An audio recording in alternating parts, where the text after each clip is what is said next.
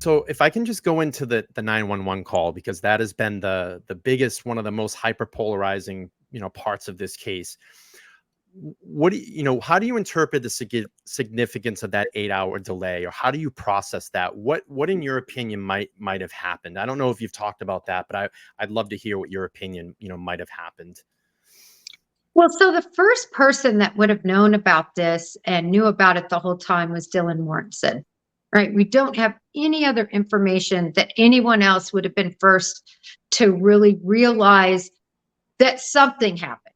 Now, I think she didn't know anything about the murders. She certainly knew there was an intruder. What that intruder had done, I don't think she had any of the faintest idea. I think she locked herself. She peeked out. I'm picturing this.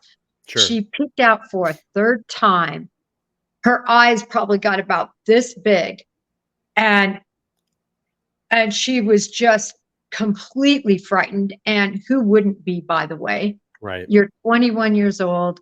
By all accounts, she was heavily intoxicated. I should say heavily. Let's just go with the word intoxicated. And it was very late at night. So all of us know what it's like to be up at 4 a.m. at some point in our lives. You're exhausted.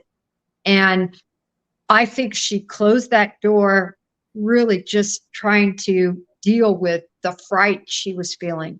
I think she is one of the people in the flight, freeze, or fight syndrome that totally froze. I think she receded to her bed and just passed out, fell asleep, never to wake up again for hours. Mm-hmm. I think when she did wake up, that part of the puzzle is confusing to me, because did Bethany wake up before her?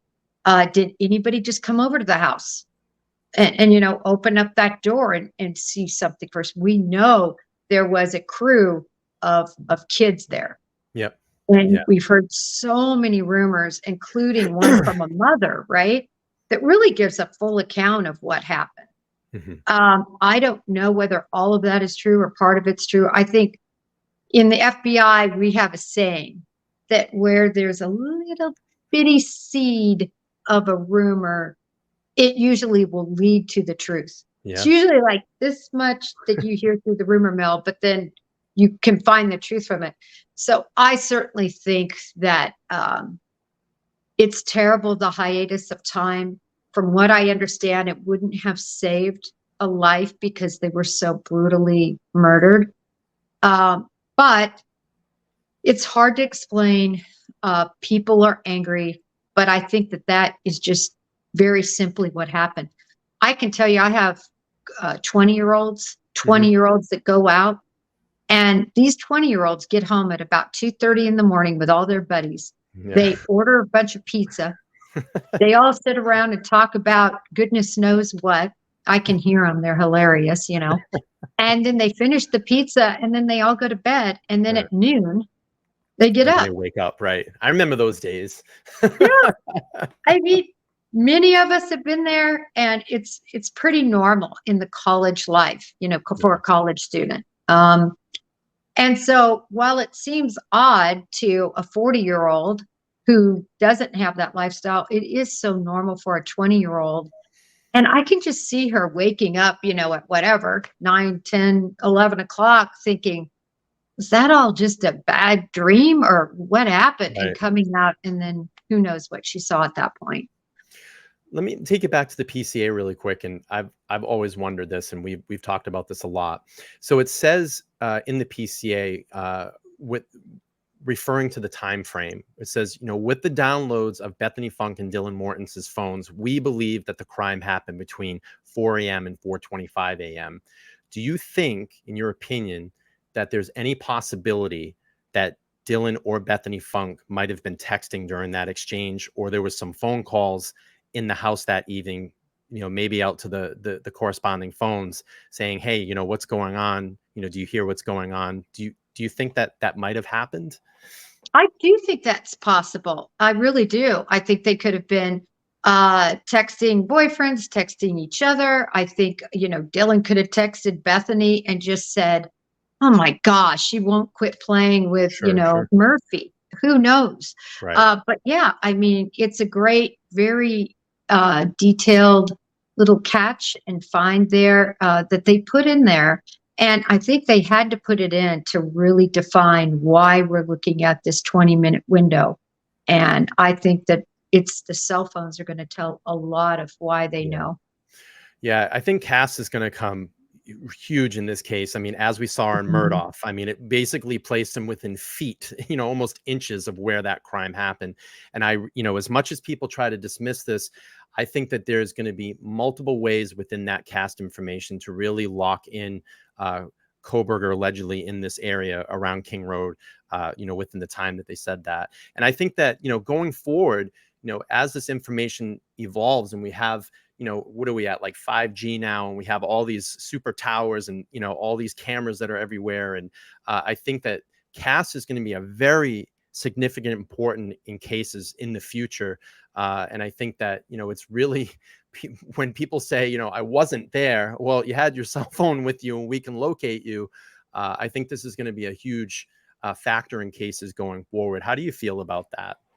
I think you stated it so well. I mean, really, the CAST report, which is going to discuss all the cellular information, the CAST team is in headquarters in the laboratory. They are amazing. This is what they do as special agents and supervisory special agents. That's the one that testified at the Murdoch case. He's really the king of CAST, and he's going to be able to make all the mumbo jumbo.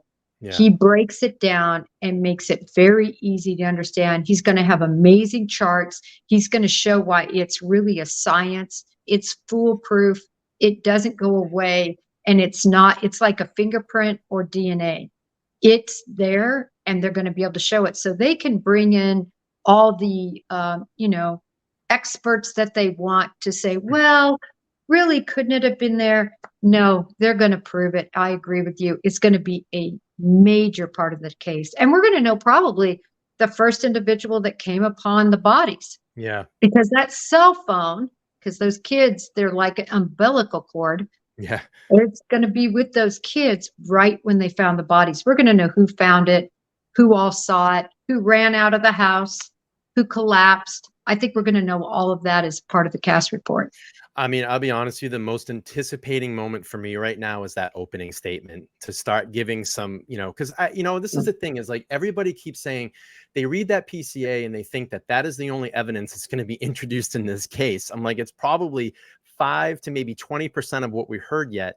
A case, people don't understand sometimes is that a case is constantly investigated while it goes through trial. There's other evidence that could be entered as well too. And I just don't think that all the cards have been laid on the table. We're going to hear some really, polarizing evidence when this starts to come out, just in my opinion. No, you're right. In the scheme of things, if you think of it as a deck of cards laying down there, all the suits, right now we're seeing about the 2 through 5 of clubs. Yeah.